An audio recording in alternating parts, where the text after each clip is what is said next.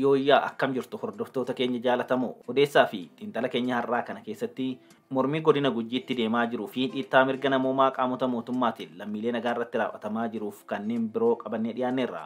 Odeessaa fi xiinxala keenya kan siyaasaa, olaantummaa seeraa, mirga namoomaa fi kan kana fakkaatan kan Oromiyaa, Itoophiyaa fi gaanfa Afrikaa irratti dhiyeessinu akka isin hin dabarreef chaanaalii keenya sabiskiraayib gochuu fi hiriyoottan keessaniif qooduu hin dagatinaa jechaa gara bal'inaatti ceenaa.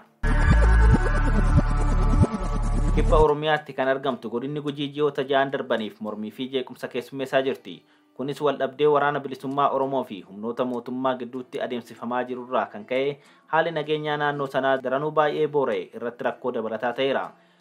Mormii ji'ootaaf gaggeeffamaa tureen namoonni nagaa ajjeefamanii qondaaltota mootummaa dabalatee namoonni baay'ee mana hidhaatti darbatamuun haala mirga namoomaa naannoo sanatti daranuu hamaa turetti dabalata ta'ee jira. Cufamuun daandii, uggurri sochii geejjibaa, gabaa fi daldala dinagdee biyya keessaa haalaan miidhuu isaarraa kan ka'e jiraattota rakkoo hamaaf saaxileera. Mormiin kun kan ka'e mootummaan naannoo Oromiyaa gurraandhala 27 bara 2023 godina Boorana Bahaa ijaaruun beeksisuu isaa hordofeeti. Godinni haaraa uumame kun aanaalee 10 godinaalee Baalee, Gujii fi Boorana jala turan of keessatti kan hammatedha. Akka mootummaan naannoo Oromiyaa jedhutti sababni gurmaa'insa godina kanaa koriidarii misoomaa uumuun carraa misoomaa guddisuu, yaaddoo nageenyaa naannoo sana jiru furuu, malaamaltummaa fi bulchiinsa hamaa kibba Oromiyaa keessa jiru to'achuuf jedha.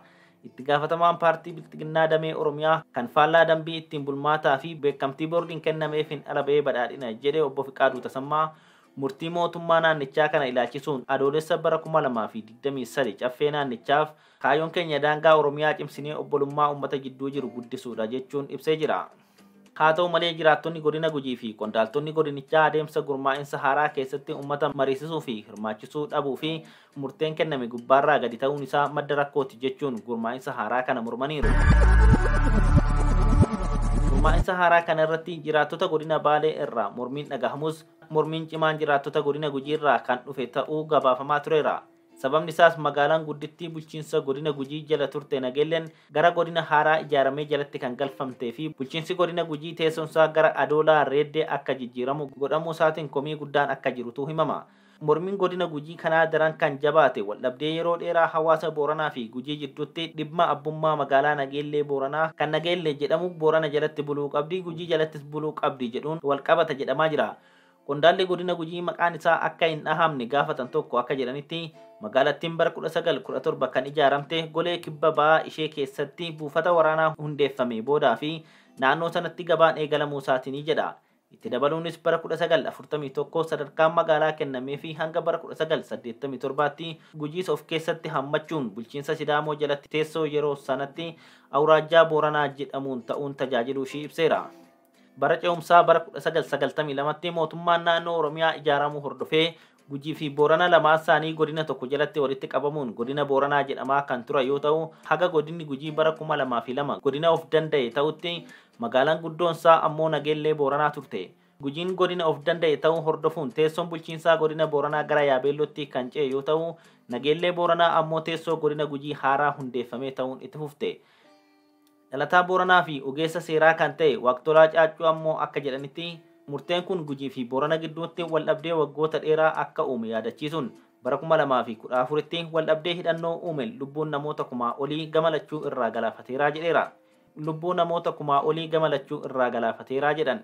Yuunivarsiitii Zuurik keessatti piroofeesaraa fi qorataa walitti bu'iinsa sabaa fi sablammootaa kan ta'an Dr. Assabee Raggaasaa akka jedhanitti ammoo dhiyeenya kana mootummaan naannoo Oromiyaa Nageellee Booranaa godina Boorana Bahaa jalatti akka hammatamu murteessuunsaa hawaasa gama lamaanuu biratti ilaalcha adda addaa dhalchuu himan. Warri Gujii akka lafa akaakilee isaanitti ilaalu. Gama Booranaatiin ammoo lafti isaanii seeraan ala Gujiif kennamee ture akka deebi'eetti ilaaluu jedhan. Waldhabdee seenaa magaalattii irratti uumameen alatti gurmaa'insi godina haaraa Boorana Bahaa akkamitti akka raawwatame irratti hanqinni hojjimaataa akka ture ogeessi seeraa dhalootan Gujii kan ta'an obbo Xisoo Goobanaa ni himu. Qaamni godinaalee irra deebiin gurmeessuuf aangoo qabu qaama raawwachiiftuu mootummaa otoo hin taane caffee Oromiyaati jedhan. Itti dabaluunis mootummaan gama tokkoon uummata osoo hin mariisisin magaalattiin magaalaa guddoo godina Gujii ta'uun waggoota 20f turte godina haaraa kana jalatti hammachuudhaaf murteessuun jiraattota magaalaa Gujii mormiif akka kakaase himaniiru. Imaammanni mootummaa gubbaarraa gadi fe'amu kan marii uummata faanaa osoo hin gaggeessin diriirfamu kun rakkoo waldhabdee amma jiruuf sababa ta'eera jechuun obbo Xissoon ibsaniiru. Hiriira mormii ji'oota jahaaf Gujii keessatti gaggeeffamaa ture kan qindeessu biyya Ameerikaa keessa kan jiraatu badhaasaa Hayilee yaada kenneen yeroo kana keessa harka caalu magaalota Booree fi Nageellee gidduutti daandiin geejjibaa kiiloomeetira 300tti dhiyaatu cufamuu fi sochiin konkolaataa addaan cituun paatiroolii waraanaa waliin ta'uun kan socho'amaa jiru jedhan. Akka badhaasan jedhutti haalli kun sochii dinagdee naannoo sanaa haalaan laamsheessuun mootummaa irratti dhiibbaa malu taasiseera jedha. Aanaalee godina Gujiirraa gara godina Boorana Bahaa jala galfaman keessaa tokko kan taate Gooroo Doolatti bulchaa fi itti aanaa isaa dabalatee kaabinoonni aanaa irra caalan isaanii mana hidhaatti galfamuu isaanii badhaasan himeera. Itti dabaluunis manneen hojii mootummaa fi caasaan mootummaa godinichaa guutuun akka hojiin ala ta'an dubbateera. Rakkoon kun jiraatus mootummaa furmaata fiduuf hojjechaa hin jiru. Abbootiin gadaa fi manguddoonni hawaasa Gujiirraa walitti dhufan dhimma kanarratti mootummaa naannoo Oromiyaa waliin mari'achuuf carraaqqiin godhan bu'aa barbaachisu hin argamsiifne. Yuunivarsiitii Finfinneetti Piroofeesara Saayinsii Siyaasaa fi Hariiroo Idil-Addunyaa kan ta'an akkasumas hoogganaa Koongireesii Federaalawaa Oromoo KFO Piroofeesar Mararaa Guddinaa murteen mootummaan naannoo Oromiyaa godina haaraa irra deebiin gurmeessuuf murteesse kaayyoo siyaasaaf malee dhimma bulchiinsaa akka hin taane himan. Waraanni bilisummaa Oromoo kibba Oromiyaa keessatti bal'inaan kan socho'u naannoo Booranaa fi Gujiitti waan ta'eef kanarratti hundaa'ee paartiin biyya bulchu waldhabdee obboloota Gujii fi Booranaa gidduutti godhuun sochii isaa laaffisuu barbaada jechuun ibsan Piroofeesar Mararaan. Haaluma wal fakkaatuun Piroofeesar Assabeen tarsiimoo mootummaan naannoo Oromiyaa waraana bilisummaa Oromoo laaffisuuf qopheesse ta'uu danda'a jedhan. Dr. Assabeen mormii cimaa hawaasa Gujiirraa ka'aa jiruun malli mootummaan naannichaa abbootii gadaa fi qondaaltota naannoo sanaa doorsisuun darbee immoo humna fayyadamuun karaa biraa ammoo aangoo kennuun gaaffii hawaasaa fashaleessuuf taasisan hin milkoofneef jechuun yaada isaanii ibsaniiru.